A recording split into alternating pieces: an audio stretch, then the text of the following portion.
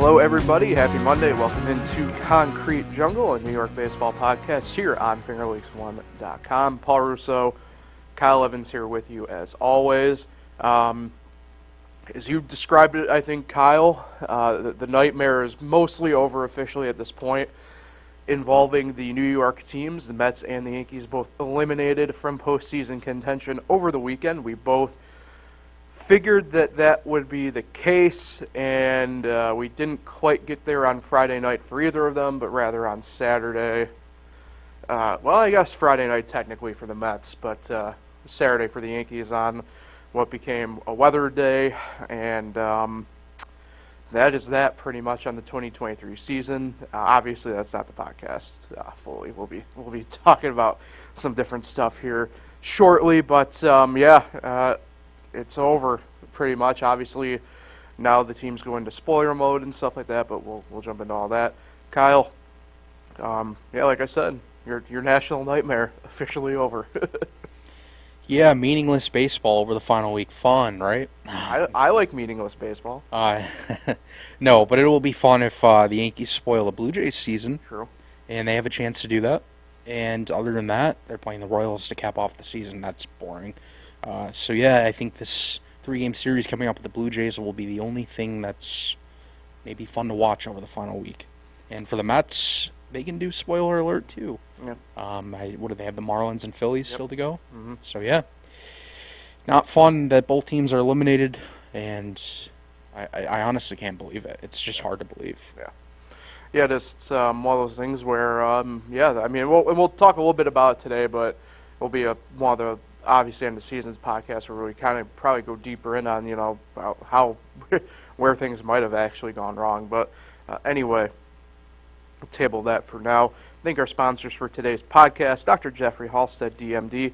Dr. Jeffrey Halstead has been Canada's hometown dentist for more than 35 years, offering routine dental care as well as cosmetic dentistry, implants, and dentures by their highly trained and experienced staff. You can visit them online at candidly.com or find them on Facebook and Instagram. And Finger Lakes Partners, get the insurance you need from the people you know at Finger Lakes Partners Insurance, the Finger Lakes Insurance Agency for your home, auto, or business. Get a no-obligation quote today at fingerlakesinsurance.com. So, Kyle, let's start with the Yankees here.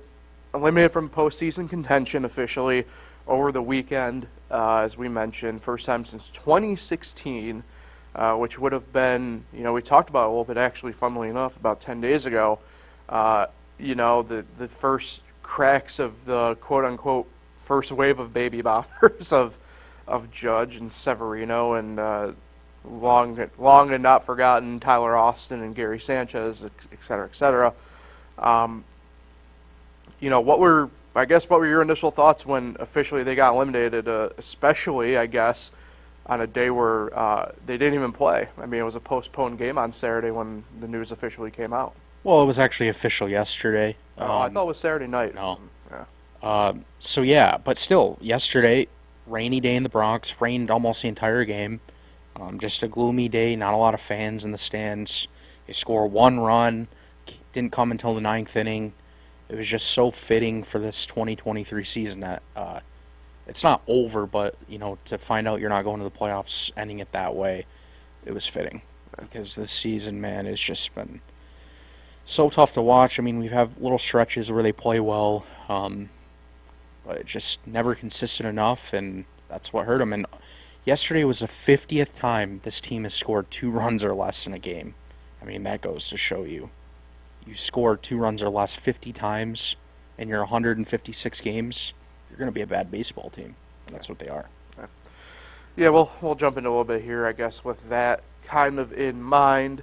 Aaron Judge had, I'll call it an interesting week. I don't know if I'd call it bittersweet or anything, right? Friday has another 3 home run game. First time he's had multiple 3 home run games in the same season, right?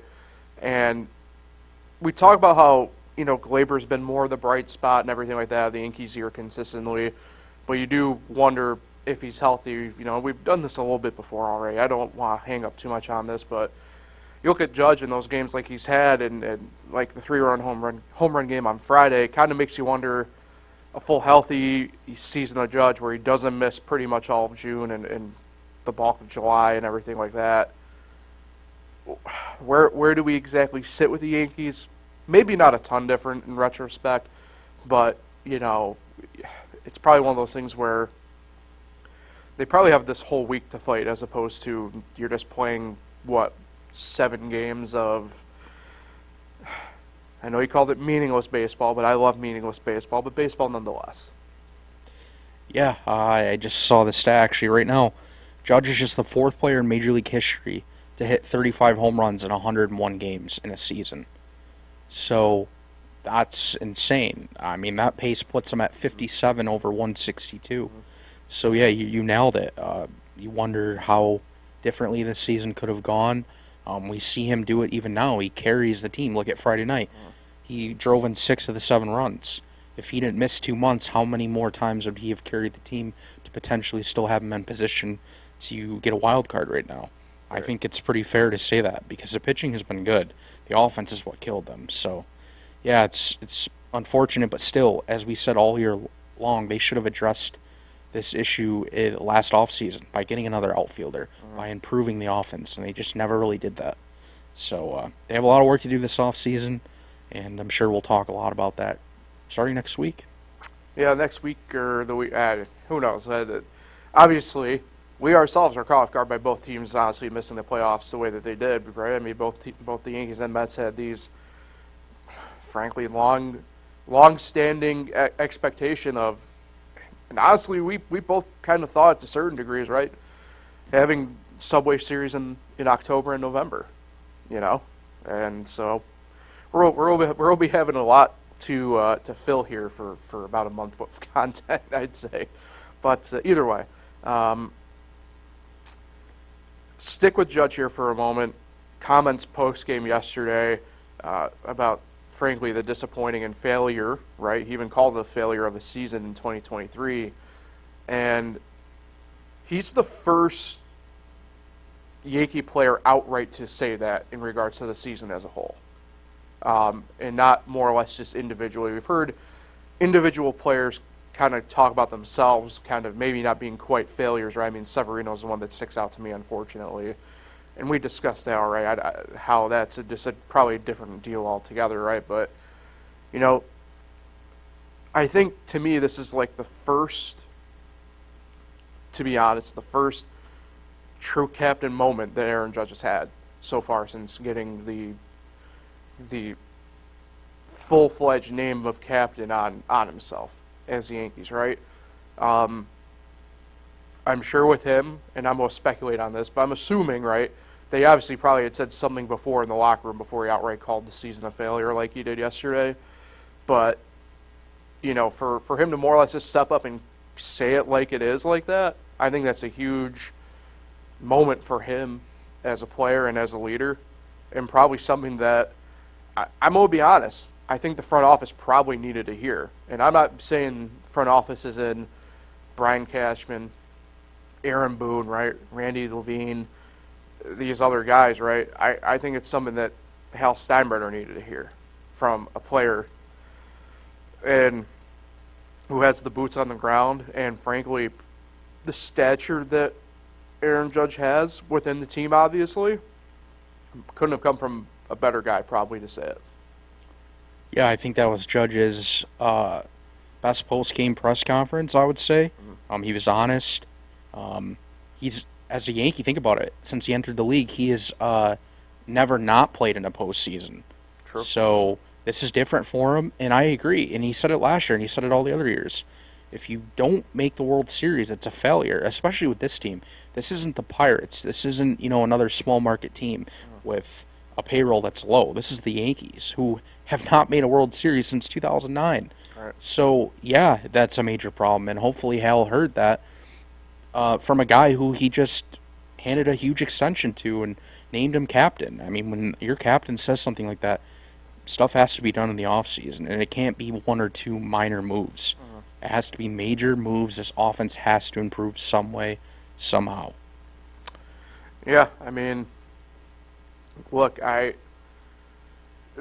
going to be waiting with bated breath, right? And I don't know how, we're going to navigate this offseason, right, from, I to do a bit of a behind the scenes here inside baseball within the podcast, right? Like, there's no doubt in my mind we ourselves will probably have. I'm gonna go ahead and say at least like 3 emergency type podcasts within the first couple months, in my mind.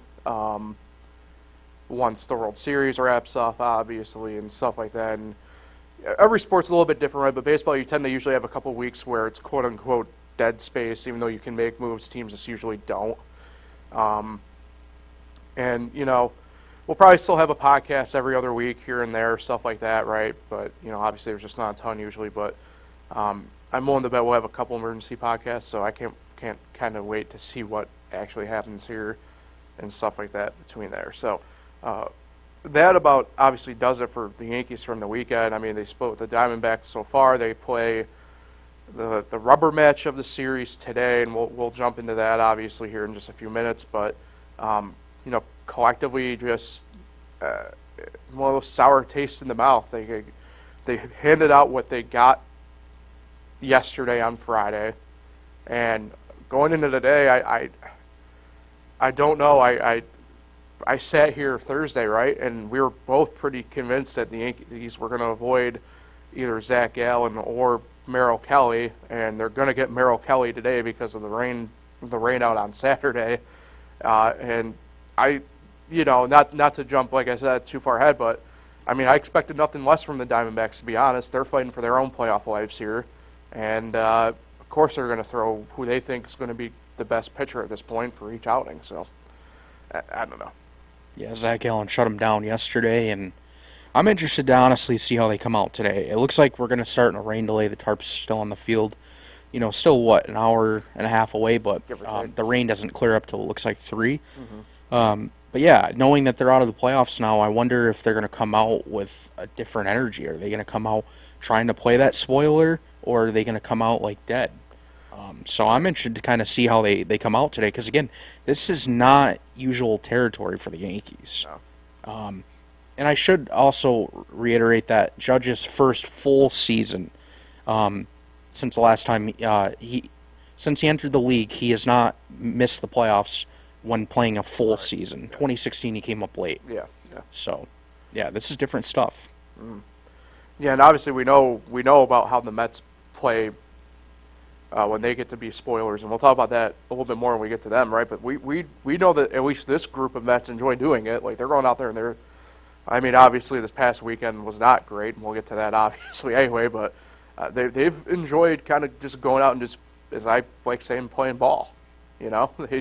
Hopefully the Yankees can see that and kind of take some notes from the guys in Queens a little bit here. So, all right, let's talk about some players, some injuries, and some transactions. We begin with Wandy Peralta, who, again, Kyle called it right on the nose, retroactively placed on the injured list with that right or left tricep strain, rather.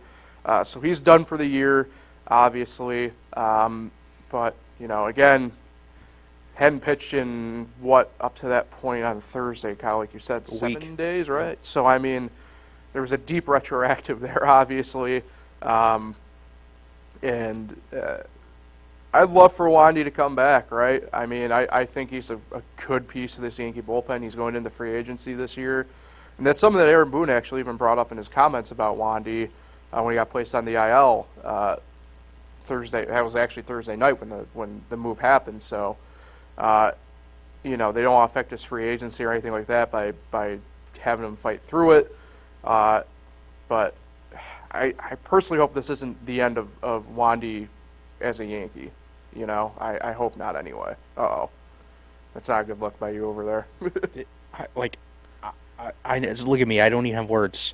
Another player just hit the injured list, and guess who? Another reliever. Oh. Tommy Kahnle did a 15-day IL with right shoulder inflammation. So there's that. Matt Bowman is back up from AAA. So this is actually unbelievable. This is worth talking about. Yeah. Because I've never seen a team lose so many pitchers, and this is 3 weeks now? Yeah.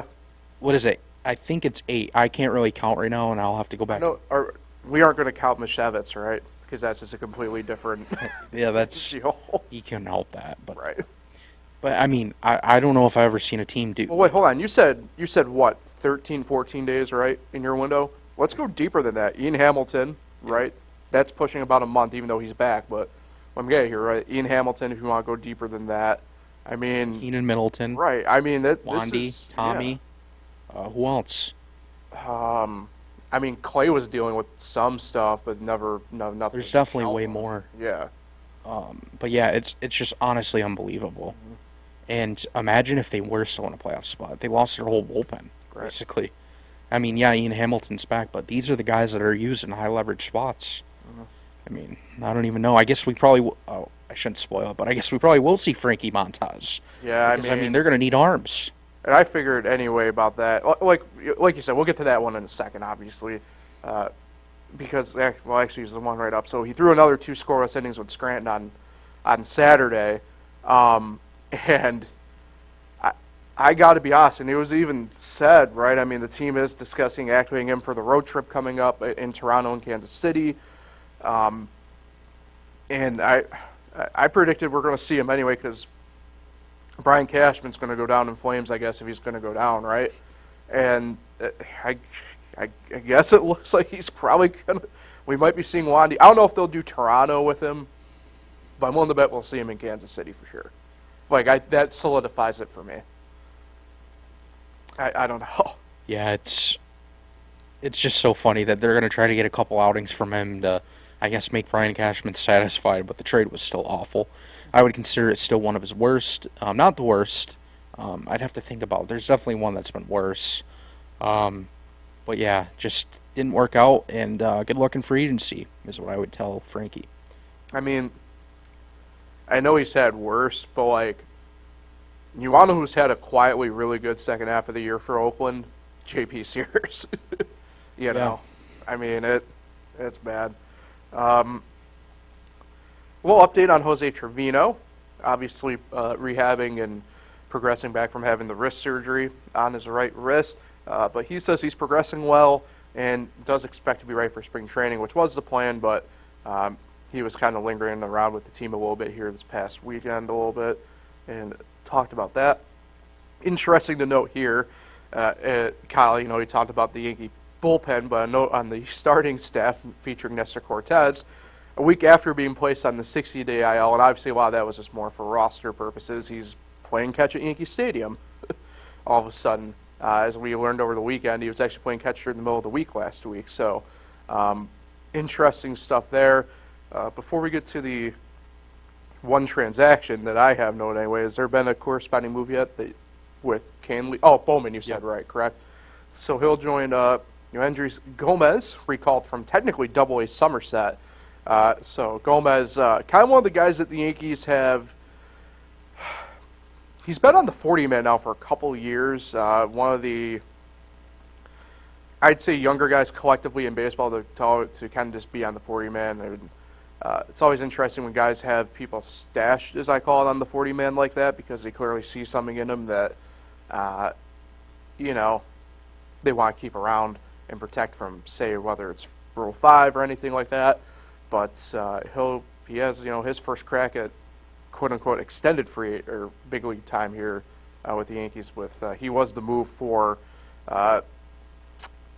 Wandy getting placed on the IL.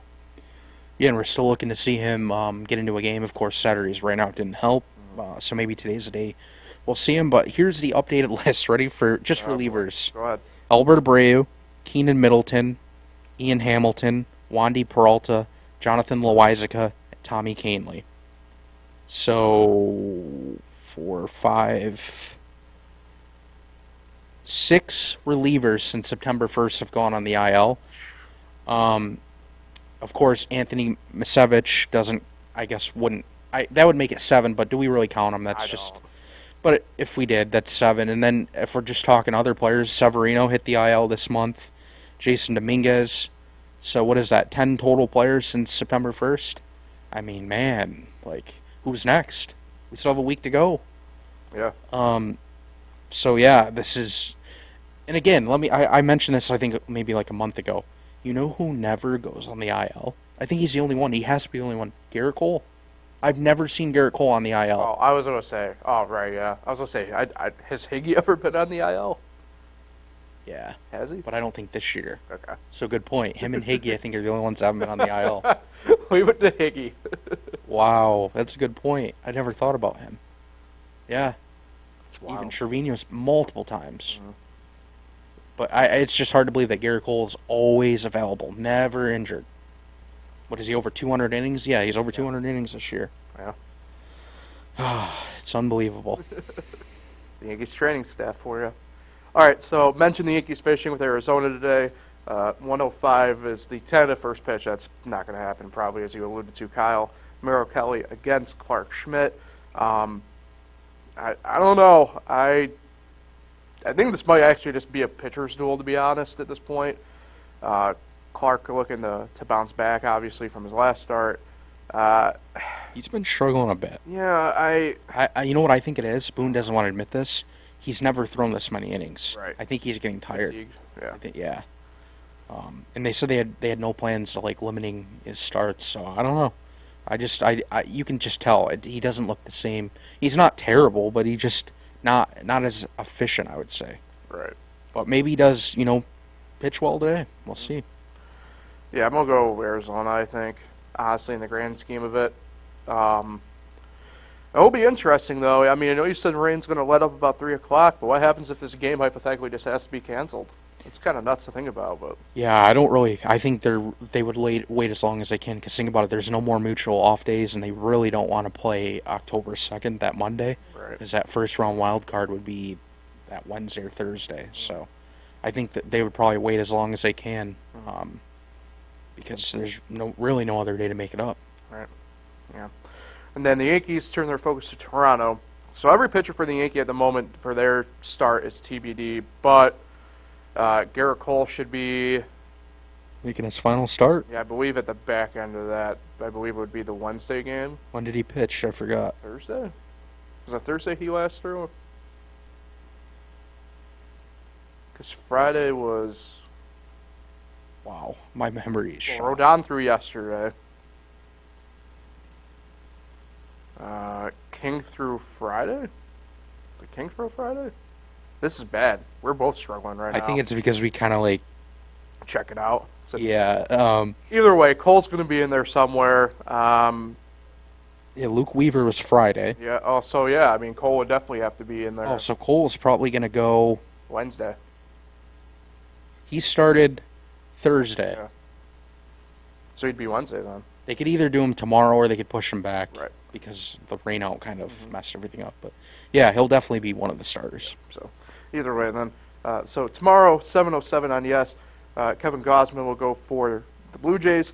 Wednesday, 7:07 on Amazon Prime Video. It's Jose Barrios for Toronto. And then Thursday, back on Yes or MLB Network, depending upon your market, for 7:07 first pitch, Chris Bassett. So, look, I'm with you, Kyle. I'd love for the Yankees to play spoiler here against Toronto. I just don't know if they have it in them. I think they do get a game there, but I personally don't see them taking the series against Toronto right now.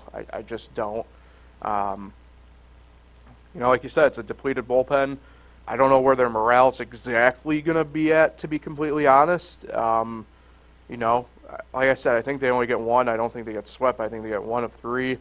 But I could be wrong. I mean, if they come out like guns blazing today, just going out there and playing baseball and having fun, I could see them taking 2 or 3 against Toronto. But, I mean, without seeing what's going to happen today, I just don't feel confident going to that stretch yet.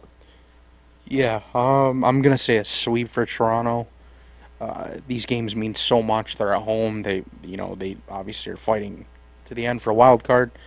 So I just think the Yankees just won't have the energy that the Blue Jays have, and like you said, the bullpen is just you wonder how the outs are going to come if a starter struggles. These guys are just not used to high leverage spots, so yeah, I think Toronto will sweep.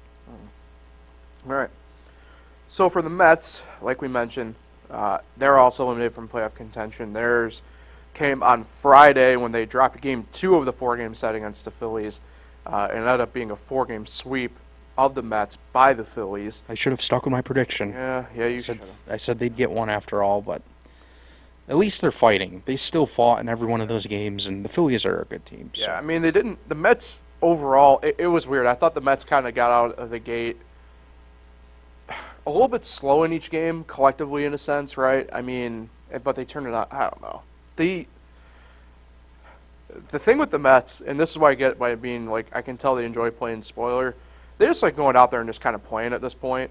I mean, and you can't say that with, excuse me, a lot of teams when they get in this spot, right? I mean, and that goes across all sports. You can always tell when a team's kind of given up, in a sense, right? You don't go after the loose ball. You don't, dive for a ball when you probably could have to stop it type stuff. But the Mets are going out and they're playing ball. So, for them, like I said with the Yankees, and this is something we'll discuss more in a couple weeks. Expectations going into this year are very high, and I know we talk about a ton, but it's interesting to me that they tried to quell them when, frankly, I think they could still probably make some sort of noise next year, honestly, looking ahead. But a lot of it hinges, just on this young core of guys, in my mind, finishing out the year strong. It's going to be tough a little bit. We'll get to specifically one of them here in just a little bit. But, getting these final at-bats, finishing on a high note, and going into the next spring, going into spring training in February, and being able to say with confidence that Mark Vientos, Francisco Alvarez, Brett Beatty, and, Ronnie Mauricio are going to be there full-time next year, which I think is going to happen, right? But having those four up on the big league club all the time next year, I think is big. And a reason that I think this final week, if I'm the Mets, they can very much so play spoiler. I mean, I feel more confident saying it with them than I do the Yankees or maybe any other team, frankly, for that matter, because you have a bunch of guys who are hungry to prove themselves still for a spot on the roster next year, and a bunch of guys who honestly are just playing good baseball. You can't say that with, for example, the Yankees, right? You can't say that with some of these other recently eliminated teams, right? The Mets are, well, you said, Kyle, they're fighting. They still aren't giving up, even though that they're on the outside looking in now permanently for the postseason. Yeah, they have a lot of good young players that are performing well. I mean, look at Brett Beatty. He struggled his first time up at the big league level, got optioned, came back, and is just hitting a lot more. How many at-bats do you think he's at now? Or rather, plate appearances? I'm not sure about that, but I saw the other day that he hit the 100-game mark. Exactly. So that means he's gotten more than likely above, hypothetically, that 300 plate appearance mark, which is where, for a lot of the young guys, right, clicks. And by the way, he's playing every day. Remember, Ding, ding, what was it, ding. June, July? He wasn't playing every day. So yeah, even when they do lose, they're scoring runs for the most part. They struggled a little bit yesterday, but they just have kids that believe and want to, show the organization that they want to be on the club next year. Mm-hmm. So that's the difference with this team. Address the pitching in the offseason, this team could definitely be a playoff contender, especially with 3 wild cards now. Right. Yeah. I mean, look, they were alive, even though the record maybe said otherwise. They were alive a lot longer than we even thought, So you never quite know there. Yeah, the Phillies, obviously, they're fighting for a playoff spot. And like you said, though, I mean, the Mets really didn't roll over and play dead on them through the weekend. And I think that's big because, we mentioned it, right? I mean, guess who the Mets see, or rather, guess who the Phillies see at the end of the week? The Mets for their final games of the year. So that's one of those things that, if you're the Phillies, you have to stick in the back of your head. But if you're the Mets, you're like, hey, guess who might have your number coming up here when you need it most? We do. So, and trust me, those young kids, they enjoy doing it. They don't know any better. That's the one thing, that year. I always think back on the year I coached coming out of college, right? Like, trust me, when you have a bunch of young kids, that's usually the type of team you don't want to face because they don't know any better, as I call it, right? They just go out there and play ball, and they don't really care. And I think that's pretty big, like we've been saying. Okay. Talk about some players here. Francisco Alvarez left yesterday's game, Sunday's game, with a left middle finger contusion after taking a foul ball off the tip of his catcher's glove. Now, you may be wondering exactly how does that happen. Well, one, it happened on back-to-back pitches where it just kind of happened that way. But two, and this is something that both me and Kyle and anybody who's played baseball can attest, is, there isn't necessarily a ton of padding at the top of a baseball glove because that's not where, obviously, you're meaning the ball to go. Obviously, on a foul tip or foul ball, especially at the catcher, you don't know where it's going to fully go anyway in that situation. But look, it's not exactly a pleasant feeling. X-rays were negative. Plan is probably going to be to get him back in the lineup here, whether it's tomorrow or Wednesday. It helps that the Mets are off today, so they don't really have to worry too much about that. But that being said, looks like Alvarez avoids a significant injury right at the end of the year. Yeah, and it seems like he's been banged up a few times. I know he missed a little bit of time. I think it was last month. Mm-hmm. But yeah, he's having a great year. 23 home runs. It's great to see. Yeah. And he's had stretches, I know, where he's been cold, right? But I tell you what, when he's been on, he's been arguably one of, if not the best catcher in the league, period, like full stop. And that's, look, that's something that the Mets knew was kind of coming, especially obviously with the bat. I mean, they knew what was coming there, and it took him a little bit. But once he got really comfortable with the pitching staff, the pitchers loved throwing to him, and that's a very big thing, especially with, let alone a catcher, but a young catcher, right? You gotta have the pitchers have to have confidence in you, and he was able to do that this year by frankly just kind of persevering through some lumps there at the start on the plate. So, all right, Starling Marte will play in a simulated game at Citi Field tomorrow.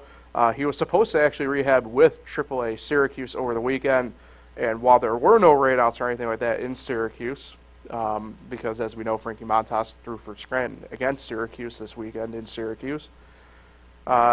Just with his groin and stuff, they didn't want to risk it. It was wet, damp the whole weekend, so he will be playing a sim game with Citi Field over the weekend, or Tuesday rather. Sorry. But yeah, I mean the Starling Marte saga just kind of continues. Yeah, I'm interested to see him come back, and see how he will perform. I mean, it seems like he's been out for a long time, hasn't it? Mm-hmm. Has he missed a month? Give or take, yeah. Yeah, so it seems like he's been out for a while, and I'm not sure if he's going to come back and really make an impact, because when you're off that long, a major league hitter, it's so tough, and he's going to be facing some good pitching, so we'll see if he gets activated tomorrow. Is that still an expectation? The sim game is tomorrow, and then I would imagine if things back. Go well, it'd be Wednesday or Thursday they'll activate him. That's my guess anyway. So, pretty interesting thing happened over the weekend. This involves a couple different call-ups, send-downs, stuff like that. Jeff Brigham optioned back to Syracuse. Peyton Battenfield was called up and then sent back down. That brought up Anthony Kay, who began his career in the Mets system, about a decade-long experience here for him. It looked good. Came in relief yesterday, looked really good, but another one of these kind of cool culmination stories of sorts to a homecoming type deal, and ends up really shining bright. Again, a guy probably, although maybe not with the Mets, but fighting for a big league roster spot next year, certainly stepped up in a big way last night. Yeah, and he'll probably get that because the Mets bullpen is just weak. So we'll see how many more outings he gets. But yeah, 1.2 scoreless innings yesterday. Yep. So good to see. Yeah. All right, so the Mets, they welcome the Marlins beginning tomorrow for 3 games. Tuesday, 7:10 on SNY, Braxton Garrett against Joey Lucchesi.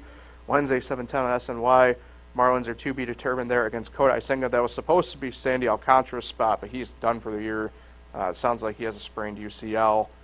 Maybe not Tommy John necessarily, but they're shutting him down for the year. And then Thursday, 7:10 SNY, Jesus Luzardo against David Peterson. So I think the Mets actually get 2 or 3 here. I think it comes on the first 2 games of the series. Joey Lucchesi's throwing really well. And I don't need to say anything much about Kodai Senga. So I think the offense will step up, get some spots here, and the Mets begin their spoiler week strong by taking 2 of 3 against the Marlins.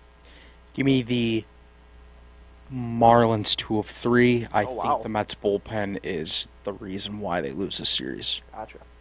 Really? Okay. So, shift focus here quickly before we get out of here and talk about Rochester and Syracuse here shortly. Quickly, rather. Rochester drops 4 of 6 against Indianapolis. A bit of a tough deal against what has actually been a really strong Indianapolis team the course of the second half. Interesting stuff for Rochester here. Jackson Clare and Orlando Ribalta, right-handed pitchers, signed from AA Harrisburg for the final games. And then shout out to Sean Doolittle, is officially retired. I know didn't have a ton of run with Rochester this year, was rehabbing injuries a lot, but nonetheless, hats off to a very good career for him, about a decade long for him. Syracuse, true split with Scranton to wrap up the year. David Griffin and Colby Kubicek were signed from AA Binghamton to finish up. Tomas Nito was able to get back from the injured list to finish the year there. And they named one award winner over the weekend in Syracuse. That goes to Nick Mayer, most popular player amongst the fans for 2023. Bit of an update for the International League. Durham was able to secure the playoff spot for the second half of the International League. So it'll be Norfolk and Durham in the International League playoffs to see who will face off against the Pacific Coast League in the AAA World Series in a few weeks. That's over in Vegas. We'll talk about that maybe a little bit when the time comes. So Red Wings finished 66 and 80 on the year. The Mets 68 and 85, both pretty on par pretty much from where they were last year. And it will be pretty interesting to kind of see how things play out with them going into the offseason. Obviously, minor league's completely different. Might see completely new staffs. I hope not, but you never quite know. And it's pretty interesting. Syracuse has not had a returning manager or coaching staff since the Washington Nationals here. So it'll be pretty interesting to see, I guess, kind of fully what to expect there, kind of moving forward for them. But I hope Dick Scott and that crew for sure returns to Syracuse, and likewise with Matt LeCroy and Rochester there. So that will take care of Concrete Jungle then for today. We will be back on Thursday. We'll talk the league, kind of what's if either team has played spoiler at that point so far or not, and yeah, go from there. So baseball's about done, Kyle. Be pretty interesting to kind of see how these teams do spoiler or anything like that through the week or not. But like I said, at least the headache and national nightmare stuff is over for these two teams and fan bases for the year.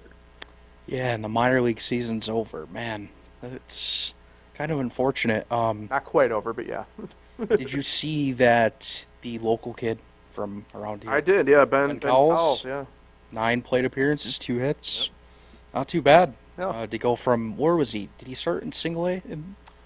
Didn't he jump like multiple levels I this think year? he started the year at Hudson Valley, yeah, and then got to Somerset, and then, yeah, he got to AAA by the end of the year. Yeah, so that's not easy to jump all those levels. And now he's going to the Arizona Fall League. Yep. So, good for him, local kid. Yep.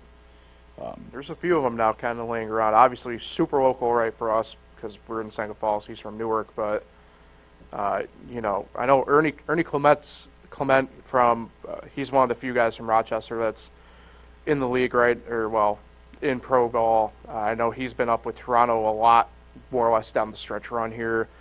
Danny Mendick has had some run with the Mets, but I know he finished here in Syracuse this year. There's a couple others. I know, like, for what it's worth, I know Tom Murphy got hurt with Seattle, but he's from Syracuse as well. And a guy LeCastro with the Mets anyway from Auburn, so. He had one of their 3 hits yesterday, Tim Hey, LeCastro. How about that? See, So. Timmy. Is he still wearing 83? What a weird baseball number. I think so. Yeah. But, hey, that happens sometimes. So we'll talk again on Thursday. Appreciate everybody for tuning in and listening or watching. You can always like, share, subscribe, all the fun stuff here at Finger Lakes 1. Major podcasting platforms for us here for Concrete Jungle. Enjoy the week, everybody. We'll talk with everybody on Thursday.